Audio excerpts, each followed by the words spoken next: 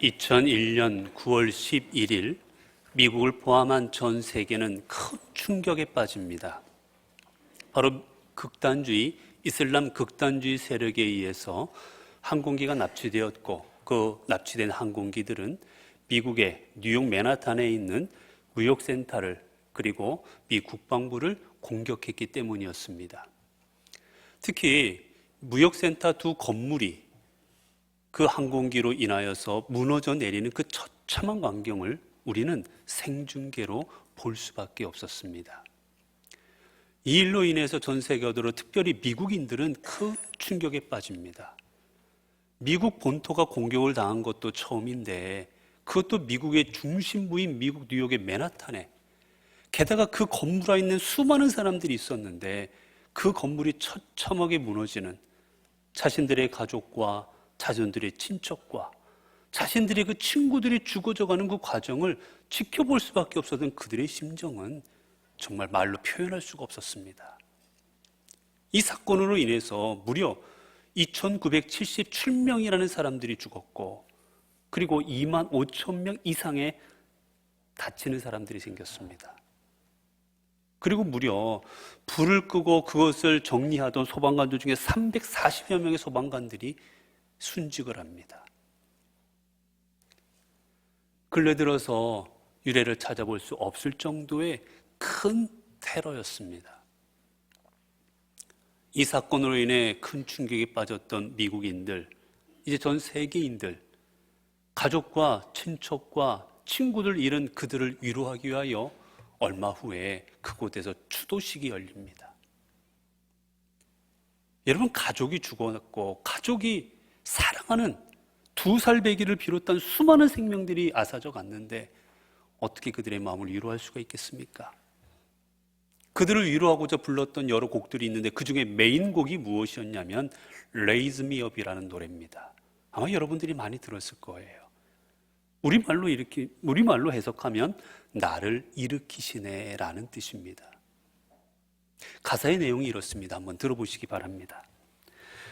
내 영혼이 힘들고 지칠 때, 괴로움이 밀려와 나의 마음을 무겁게 할 때, 나는 당신이 내 옆에 와 함께 하실 때까지 여기에서 조용히 당신을 기다립니다. 당신이 나를 일으켜 주시기에 나는 산에 우뚝 서 있을 수 있고, 당신이 나를 일으켜 주시기에 나는 폭풍의 바다도 안전하게 건널 수 있습니다. 당신이 나를 떠받쳐 주실 때 나는 더욱 강인해집니다. 당신은 나를 일으켜 나보다 더 큰 내가 되게 하십니다. 이런 내용입니다. 다 무너져 내린 처참한 그 현장 속에서, 자네가 있는 그 현장 속에서 하나님, 당신의 능력으로 우리들을 세워주옵소서. 넘어져 절망 가운데 있는 우리들을 일으켜 주옵소서라는 그 심정으로 그들은 이 노래를 불렀고, 그리고 그들은 하나님의 은혜 가운데 다시 일어설 수가 있었던 겁니다. 우리는 이 땅을 살아가며 수많은 생각지도 못했던, 그리고 때로는 생각했어도 우리 힘으로 감당할 수 없는 많은 일들을 경험하며 살아갑니다. 그러면서 생각하지요. 그 일들이 나에게 닥치지 않았으면 좋겠다. 이런 일들이 나에게 생기지 않았으면 좋겠다라고 우리는 그렇게 소망하며 살아갑니다. 마치 예수님께서 아버지여, 하실 수 있으면 이 잔을 내게서 지나가게 하옵소서. 주님께서 간절히 기도하셨던 것처럼 우리도 그런 기도 가운데 늘 살아갑니다. 아버지여, 이러한 일들이 내게 생기지 않게 하옵소서. 그러나 우리의 현실은 언제나 그런 일들을 경험하며 살아갈 수밖에 없는 우리 인생입니다. 그렇다면 우리는 어떻게 살아가야 됩니까? 우리에게 중요한 게 뭡니까? 중요한 건 그러한 일을 안 당하는 게 아니라는 거예요. 왜냐? 피해갈 수가 없기 때문입니다. 죽음의 문제, 질병의 문제, 이 모든 문제를 우리가 피해갈 수 없기 때문이에요. 그렇다면 오늘 우리는 이런 문제들 앞에 어떻게 해야 되겠습니까? 중요한 건 어떻게 하면 내 인생에 이런 일이 안 생길까 요리조리 피해갈 그 길을 찾는 게 아니라 나에게 닥쳐진 이런 일들을 이겨내고 극복하고 그리고 앞으로 나아가는 것입니다. 우리가 우리에게 닥친 일들, 비록 우리의 인생에 있어서 너무나도 큰 고통과 아픔이지만 이 일들을 이겨내고 나아간다면 이 일은 우리에게 디딤돌이 되어줄 것이고, 반면 이 일을 이겨내지 못하고 나아간다면 이 일들은 우리에게 걸림돌이 될 것이기 때문입니다. 우리는 이처럼 우리에게 닥친 일들을 이겨내고 나아가야 되는데 때로는 힘이 듭니다. 때로는 고통스럽습니다. 내 힘으로 감당기가 어렵습니다. 그때마다 우리는 누군가의 손길을 기다립니다. 여러분, 내가 혼자 힘으로 일어날 수 없을 때 누군가가 내 손을 잡아준다면, 누군가가 내 옆에서 나에게 힘이 되어준다면 우리는 그러한 일들을 이겨낼 수가 있게 됩니다. 여러분, 연세가 드시거나 몸이 불편해서 앉아있다 일어날 때 힘들잖아요. 그때 딛고 일어날 옆에 물건이 하나 있다면, 아니 누군가 내 손을 잡아준다면 우리는 쉽게 일어납니다.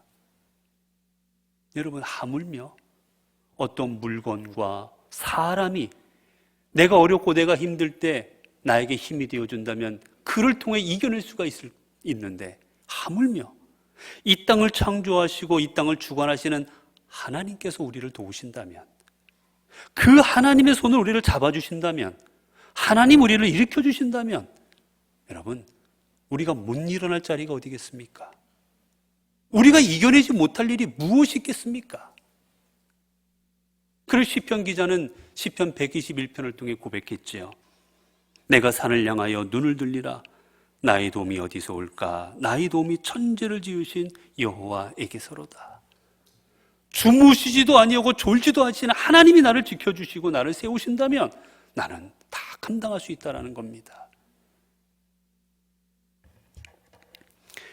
오늘 본문은 자신이 감당할 수 없는 질병으로 인해 고통당하던 한 여인의 이야기입니다.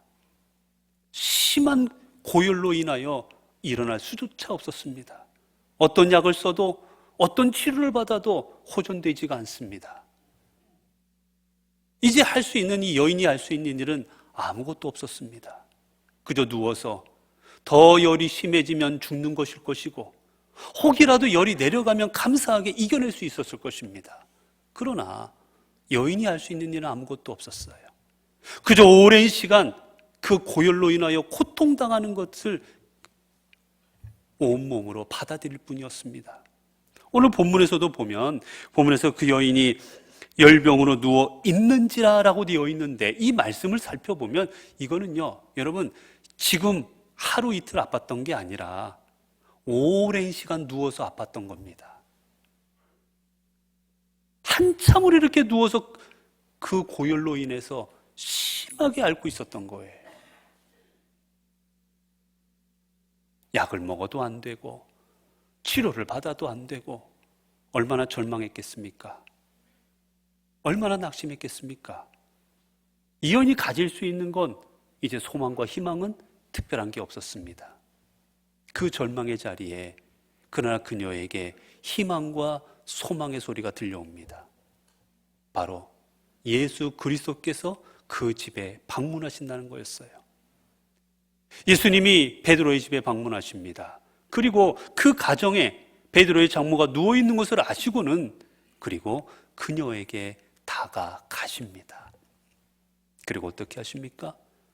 당신의 권능의 손, 이 세상을 창조하시고 주관하시는 바다도 잠잠케 하고 온 세상을 순종케 하시고 복종케 하시는 그 손으로, 그 사랑의 손으로 그녀를 잡으십니다. 그런데 오늘 본문에 보면 주님께서 그녀를 손으로 잡으신 것뿐만이 아니었습니다. 오늘 본문 이렇게 기록하지요. 31절을 보면 나아가사 그 손을 잡아 일으키시니 열병이 떠나가고 여자가 그들에게 수종드니라. 주님은 친히 나아가 그 손을 잡으실 뿐만이 아니라 일으키십니다. 여러분, 세상의 모든 것이 예수 그리스도의 말 한마디에 복종하였습니다. 사람이 아닌 귀신도, 그리고 저 바다도, 자연의 모든 이 땅의 모든 것들은 주님의 명령에 순종할 뿐이었습니다. 그런데 오늘 본문 가운데 주님은 병아 떠나가라, 여인이여 일어나라 명령하신 것이 아니라 말씀 한마디로 나서게 하실 수 있는데도 불구하고 그 여인에게 다가가셨고 그 여인의 손을 잡아주셨고 그 여인을 손수 일으켜 주셨습니다. 여기는 중요한 의미가 담겨져 있기 때문입니다. 왜 주님께서는 잡으신 것만이 아니고 말씀하신 것만이 아니고 왜 일으키셨을까? 일으키다라는 말에는 여러 가지 의미가 있는데 첫 번째 그 담겨진 의미에는 깨우다라는 의미가 있습니다. 깨우다. 주님께서 친히 그 여인에게 가서 그 손을 잡아 일으키신 것은 그 여인의 깨우시고자 하는 게 있었기 때문입니다. 이 깨우다라는 잠자고 있는 걸 깨우다라는 뜻이에요. 그 여인의 잠자고 있는 부분을 깨우치기 위함이셨습니다. 그 여인이 뭐가 잠자고 있었겠습니까? 바로 그 여인의 믿음과 그 여인의 영혼이 잠자고 있었기 때문이에요. 베드로의 장모는 소문을 들어 익히 들었을 것입니다. 예수 그리스도라는 분이 곳곳에 다니면서 말씀을 전하고 있고 그분이 대단한 분이라는 것, 때로는 사람들이 그분을 메시아로 생각하고 있다는 것, 이 소문들을 익히 들었을 것입니다. 그러나 그녀는 믿지는 않았습니다. 그녀에게 아직 예수 그리스도가 메시아라는 확신은 없었습니다. 그저 들어서 알고 있을 뿐이었지요. 더 나아가면 그녀는 예수님에 대해서 안 좋은 감정이 있었을 겁니다. 아니, 서운했을 겁니다. 왜냐하면 바로 베드로가 사위였기 때문이에요. 사위 베드로, 40세가 다 되도록 열심히 가정을 잘 이끌어갔던 가장이었습니다. 아내를 위해, 그 가정을 위해 못 맞췄던 가장이었어요. 그런데 어느 날 갑자기 예수님께서 베드로를 향하여 나를 따르라, 내가 너로 사람을 낚는 어부가 되게 하라는 말씀을 하시자 다 팽개쳐버렸습니다. 배와 그물과 다 팽개치고 가족도 팽개치고 그리고 주님을 따라 나섭니다. 생각해 보세요. 베드로의 장모 입장에서는 사위가 자신의 딸을 버리고 그 가정을 버리고 떠나서 돌아다니고 있습니다. 그 가정을 이제 누가 책임지겠습니까? 뻔하게 자신의 딸이 책임졌겠지요. 이전에 하지 않았던 가장의 역할을 온몸으로 딸이 다 감당하고 있었을 겁니다. 그러니 그 모습을 보고 있는 어머니의 마음이 편했겠습니까? 불편하지요. 그랬기에 그녀의 마음에는 예수님에 대해서 이분이 메시아고 우리가 이분을 따라야 되고자 하는 확신의 마음은 없었을 것입니다. 그러한 그녀에게 주님은 다가가시고 그녀를 권능의 손으로 잡아주사 그녀에게 말씀하시는 겁니다. 딸아, 내가 이 땅을 창조한 너희의 하나님이니라. 내가 너희를 구원할 메시아요, 내가 하나님께서 보내신 하나님의 아들이시니라. 내가 나를 믿을 때 내가 구원받을 것이다. 그 깨달음으로, 그 깨우치심으로 여인의 손을 잡아 일으키신 겁니다. 여인은 드디어 예수님의 손을 붙잡고 병이 나음을 잊자 깨닫습니다. 아, 내 사위가 세상의 모든 걸 버리고 또 따라 나선 이분이 우리가 그토록 찾고 기다리던 메시아구나. 그 질병도 순종하는, 온 땅에 순종해야 되는 하나님이 보내신 분이시구나 깨닫게 됩니다. 어떻게 할 수 있냐면 그 뒤에 보면 예수님 31절에 나아가서 그 손을 잡아 일으키시니 열병이 떠나가고 여자가 그들에게 수종드니라 라고 되어 있습니다. 열병이 떠나가자 일어나서 예수님 수종듭니다. 예수님 앞에 헌신하는 거예요.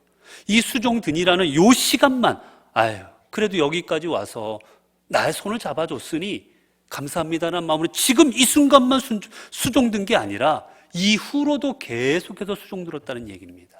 즉 베드로의 장모는 평생 동안 예수님 앞에 헌신한 여인으로 살아갔습니다. 그것은 예수 그리스도를 자신의 메시아로 받아들였다라는 것이지요. 이것을 주님께서는 그 손을 잡아 일으키시며 깨닫게 하신 겁니다. 그녀의 잠자던 영혼, 그녀의 잠자던 믿음을 깨우치신 거예요. 두 번째, 이 말에는 어떤 뜻이 담겨져 있느냐? 이 말에는 세우다, 다시 살리다라는 의미가 담겨져 있습니다. 여러분, 그녀는 오랜 시간 누워져 있었습니다. 여러분, 누워서 그녀가 할 수 있는 일은 없었습니다. 그저 누워서 사람들이 자신에게 가져다 주는 것 먹고 간호해주면 간병을 받고 그저 누워서 주는 대로 해주는 대로 가만히 받을 수밖에 없었던 인생이에요. 그녀가 해야 될 어머니의 사명, 그녀가 감당해야 될 아내의 사명, 그 어느 것도 감당할 수가 없었을 겁니다. 여러분, 누워있으면서 그녀는 어떻겠습니까? 얼마나 자책했겠어요. 내가 빨리 일어나서 우리 딸도 돌보아야 되고, 내가 빨리 일어나서 가정도 돌봐야 되고 청소도 해야 되고 뭐도 해야 되고 할 일들이 얼마나 많은데 아무것도 감당치 못하고 꼼짝을 못하고 그저 병에 질병으로 인하여 누워만 있었으니 그 심정이 얼마나 답답하고 더 지나가 얼마나 절망스러웠겠습니까? 주님께서는 그녀를 잡아 일으키시사 그녀의 질병만 낫게 하신 것이 아니라 그녀의 삶을 다시 세우신 겁니다. 그녀의 어머니의 자리, 그녀의 아내의 자리를 회복해 하시고 그리고 그녀의 믿음을 회복해 하셔서 그녀를 하나님의 사람으로, 그녀를 하나님을 믿고 따르는 하나님의 자녀로 다시 인생을 세워주신 겁니다. 이전까지는 하나님을 모르는 인생으로, 예수 그리스도를 따르지 않는 인생으로 살아갔고 이전까지는 자신을 위해서 살아간 인생이었지만 이제는 그게 아니라 예수 그리스도를 위한 인생으로 살아가도록 그 인생을 세우셨습니다. 그녀를 다시 살리신 거예요. 이게 주님이 하신 일입니다. 여러분, 주님께서 이 땅에 오셔서 수많은 일들을 하셨습니다. 말씀을 전해주셨고 때로는 그들의 병을 낫게도 하여 주셨고 때로는 그들에게 이적을 베풀어서 놀라운 일도 행하여 주셨습니다. 여러분, 이 일들이 다 무엇을 위한 일이겠습니까? 이 일들은 우리의 믿음을 세우시고 우리의 삶을 세우셔서 우리로 하여금 생명을 얻게 하기 위함이셨습니다. 다시 말하면 예수 그리스도께서 이 땅에 오신 것은 우리의 삶을 하나님의 형상을 회복한 하나님의 사람으로 다시 세우고자 하시는 것이었어요. 다시 주님으로 인해 세움받은 그 인생만이 구원을 얻을 수가 있었기 때문입니다. 주님께서는 베데스다 연못에 나아가십니다. 그곳에 가시니 38년 된 병자가 있었습니다. 여러분, 혹시 병상에 누워보셨습니까? 누워서 한 달, 두 달, 몇 달 한번 있으려 보셨습니까? 보통 일이 아닐 것입니다. 잠시는 며칠은 쉬는 마음으로 있을 수 있을지 몰라도 한 달, 두 달, 세 달, 1년, 2년 넘어가면 정말 그 삶이 비참해집니다. 내가 할 수 있는 게 없고 내 힘으로 감당할 수 없는 인생이 되고 남으로부터 도움받는 인생으로 평생을 살아가야 된다고 생각할 때 그 인생은 비참해지는 거예요. 스스로 자신을 무너뜨려 버립니다. 이 38년 된 병자, 여러분 주변에 사람이 있었겠습니까? 긴 병에 효자 없다라는 말이 있습니다. 잠시는 가족들이 돌봤을 거예요. 1, 2년, 아니 10년 가족들이 옆에서 도움을 줬을 겁니다. 그러나 38년의 세월 동안 가족들은 다 떠나갔을 겁니다. 주변에 도움을 준 손길들도 다 떠나갔을 겁니다. 더 이상은 못하겠노라고, 더 이상은 감당치 못하겠다고 다 떠나갔을 겁니다. 이 사람이 할 수 있는 일은 아무것도 없습니다. 자신의 힘으로 감당할 수 있는 게 아무것도 없습니다. 희망이 없습니다. 이제 마지막 심정으로 이 사람이 행한 곳이 바로 베데스다 연못이었어요. 이곳에 가면 기적이 일어난다는 전설이 있었기 때문입니다. 베데스다 연못에 천사가 가끔 나타나서 물을 동하게 하면, 즉 물이 물결을 치고 물이 막 움직이는 현상이 일어나면 그곳에 맨 처음으로 들어간 사람은 병이 낫는다라는 전설이 있었기 때문이에요. 이 전설을 믿고 이 환자도 나아갑니다. 내게 이제 아무 소망도 없지만 이곳에 가서 병을 혹시라도 낫게 되면 내 삶이 회복되지 않을까라는 마음으로 나아갑니다. 그러나 그곳 역시도 절망의 장소가 되고 맙니다. 왜냐하면 뚫어져라, 하루 종일 물이 동할 때만을 뚫어져라 쳐다봐서 하루 이틀 100일 200일 어느 때인가 저 물이 동하는데 얼른 들어가고 싶은 마음이었지만 몸을 움직일 수가 없었기 때문이에요. 마음은 뛰어가는데 몸은 움직일 수가 없습니다. 결국 그 사이에 다른 사람들이 뛰어들어갑니다. 결국 자신은 그곳에 있었지만, 비록 치유의 자리에 있었지만 자신은 거기서 열외가 되고 맙니다. 아무런 치유만 받지 못해요. 그것 역시도 나는 쓸모없는 인간이구나, 나는 아무것도 인생, 다른 사람에게 도움이 될 수 없는 인생, 나는 여기서 이러다 죽어야 되는 인생이구나, 자포자기하게 됩니다. 그때 주님이 그에게 다가오시지요. 그리고 그에게 뭐라고 말씀하는지 아십니까? 일어나라, 그리고 내 자리를 들고 걸어가라 하십니다. 주님은 이 사람아, 고통스러웠지? 자, 내가 너를 낫게 할 테니까 자, 병으로부터 나음 받아라, 그렇게 말씀하신 것이 아니라 일어나라, 그리고 내가 지금 누워서 있는 그 밑에 깔았던 자리를 들고 가라 말씀하십니다. 이 절망의 자리를 떠나라는 거예요. 더 이상 절망의 자리에 머물지 말라라는 겁니다. 내가 너를 낫게 하였으니 이제는 집에 돌아가서 아버지의 자리, 남편의 자리, 내가 감당해야 될 자녀의 자리, 내 자리의 사명을 감당하라는 거예요. 내 인생을 회복하라는 겁니다. 주님이 하시는 일은 단순히 질병만 낫게 하신 것이 아니라 그 질병을 통해 그의 삶을 회복시켜 주시고 세워주시는 것이었습니다. 여러분, 삭개오가 어땠습니까? 삭개오의 인생은 비록 돈은 있을지언정 무너진 인생이었습니다. 손가락질 당합니다. 사람들이 사람 취급도 하지 않습니다. 그가 내미는 돈은 받지도 않습니다. 더럽다고. 그런 인생을 사는 그에게 주님이 다가가셨지요. 삭개오야, 내려와라. 내가 오늘 너희 집에 가야겠다. 예수 그리스도와 함께한 삭개오 어떤 고백을 합니까? 내 재산의 절반은 가난한 사람들을 나눠주고, 내가 남에게 토색, 강제로 빼앗은 것이 있다면 4배나 갚겠습니다. 그러면 그의 재산 남는 게 없었어요. 그 과정을 통해 그러나 어떻게 됩니까? 그도 이스라엘의 자손이로다. 주님으로부터 큰 이스라엘의 자손의 지위를 회복되게 됩니다.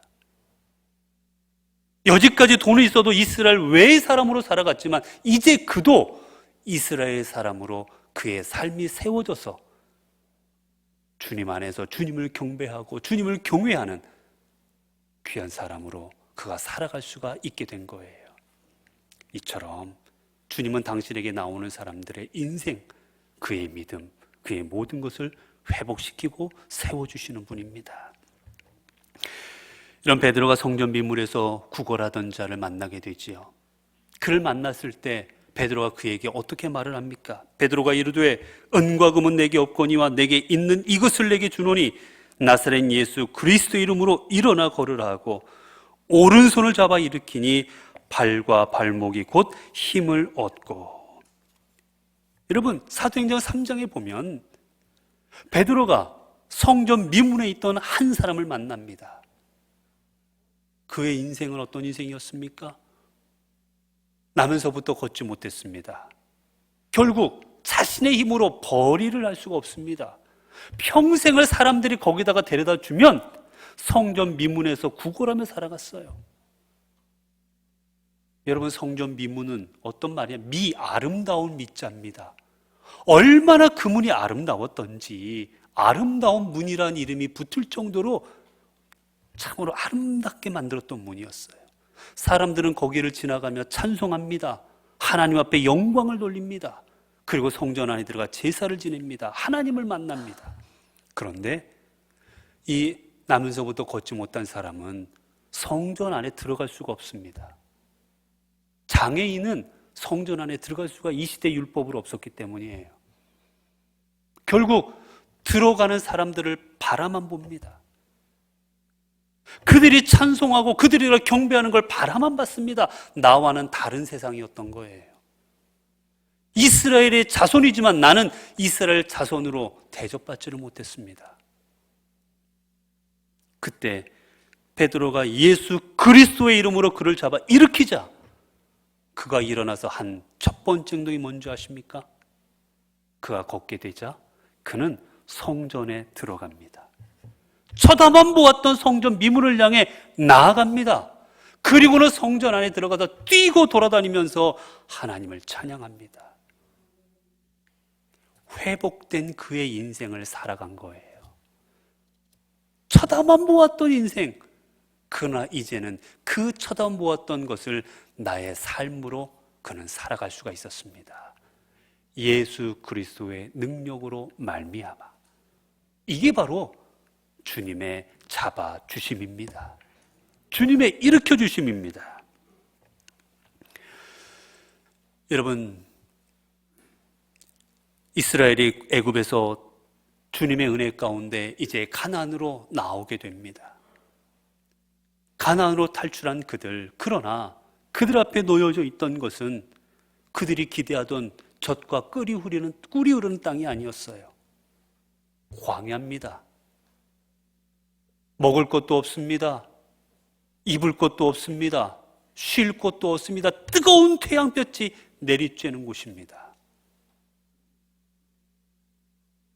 하나님의 은혜로 나왔지만 그들 앞에 닥쳐진 현실은 더 힘들었어요. 비록 자유인의 몸은 되었지만 먹을 것도 이전보다 더 열악해졌습니다. 삶의 환경이 더 나빠졌습니다. 어떻게 보면 절망의 땅으로 나오게 된 거예요. 그러나 여러분, 그들이 발을 디디고 있는 그곳은 먹을 것도 입을 것도 없는 태양볕이 내리쬐는 어떻게 보면 죽음의 땅이었지만 그 땅은 희망의 땅이었습니다. 그 땅은 생명의 땅이었습니다. 왜 그렇습니까? 하나님이 그들과 함께 하셨기 때문입니다. 하나님께서는 낮에는 구름 기둥으로 밤에는 불 기둥으로 그들과 함께 하시며 내가 너희들을 버리지 아니한다. 내가 너희와 함께하며 너희를 지켜줄 것이고 너희를 보호할 것이고 너희를 인도할 것이다. 그들에게 말씀하여 주십니다. 그리고 독수리가 날개 아래 자신의 그 자식들을 불러 모으듯 그 날개를 업어서 날아오르고 이동하듯 하나님의 백성들을 주님께서는 품어주셨고 그들을 안고 가나안으로 이끌어 주십니다. 그렇기에 여러분, 그 땅은 비록 고난의 땅이었고 그 땅은 어떻게 보면 먹을 것도 입을 것도 없는 고통의 땅이었지만 하나님께서는 그 땅을 통하여 그들을 하나님의 백성으로 다시 세우시고 그들이 내가 세상의 자녀가 아니라 하나님의 자녀임을, 우리가 내 힘으로 먹고 사는 것이 아니라 하나님께서 나에게 먹여주시고 하나님께서 우리의 모든 걸 책임져 주심을 그 자리에서 그들로 하여금 깨닫게 하십니다. 그리고 그 깨달음으로 말미암아 하나님의 백성으로 다시 서게 하십니다.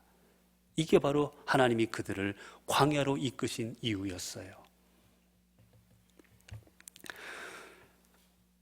사랑하는 성도 여러분, 오늘도 감당할 수 없는 일들로 인하여 인생이 무너지고 계십니까? 내 힘으로 할 수 없는 일들로 인하여 여러분 너무나도 고통스러워 계십니까? 우리 주님께서 당신의 권능의 손으로 여러분들을 붙드십니다. 당신의 권능의 손으로 여러분들을 일으켜주고 계십니다. 여러분들 잡고 있는 그 주님의 손을 붙잡고 일어나십시오.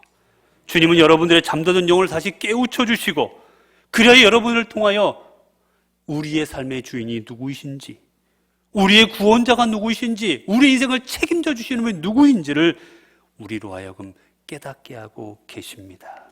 그리고 우리의 무너진 삶을 회복시키십니다.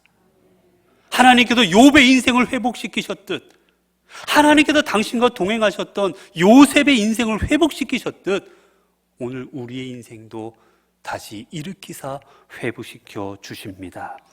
잊지 마십시오. 우리가 어떤 일을 당해도 우리가 주님과 함께 있고 주의 손이 우리의 삶에 역사하고 계신다면 그 자리는 회복의 자리요, 영광의 자리요, 능력의 자리가 되어질 것입니다. 그리고 여러분이 당하고 있는 그 모든 일들은 여러분의 인생을 새롭게 하고 더 능력 있게 하는 디딤돌이 되도록 인도하여 주실 것입니다. 기도하겠습니다. 은혜로우신 하나님, 감사합니다. 오늘도 저희들을 붙드셔서 오늘도 주시는 하나님의 말씀으로 인하여 우리의 삶을 새롭게 하여 주시니 감사합니다. 하나님, 이 땅을 살아가다 보면 우리는 여러 많은 일들을 경험합니다. 그 일들을 경험하는 중에는 때로는 내 힘으로 감당할 수 없는 큰 고통스러운 일들도 감당합니다. 하나님, 그 일들을 당하다 보면 하나님이 나를 외면하시는 것 같고, 때로는 다시는 일어서지 못할 것 같기도 하고, 너무나 괴로워 절망할 때도 있습니다. 그러나 기억하게 하여 주옵소서. 우리 주님은 나에게 다가오시고 나에게 손을 내밀어 주십니다. 그리고 내 손을 잡아 나를 일으켜 주실 것입니다. 그 주의 손을 붙잡고 다시 일어나서 하나님의 자녀의 권능을 회복하고 하나님의 자녀의 믿음을 회복해서 하나님께 영광되는 삶을 살아갈 수 있는 저희들 되게 하옵소서. 그래, 우리의 삶의 자리가 하나님의 역사가 임하는 자리, 하나님이 회복하심 있는 자리, 하나님의 능력의 자리가 되게 하옵소서. 우리 주 예수 그리스도 이름으로 기도드리옵나이다. 아멘.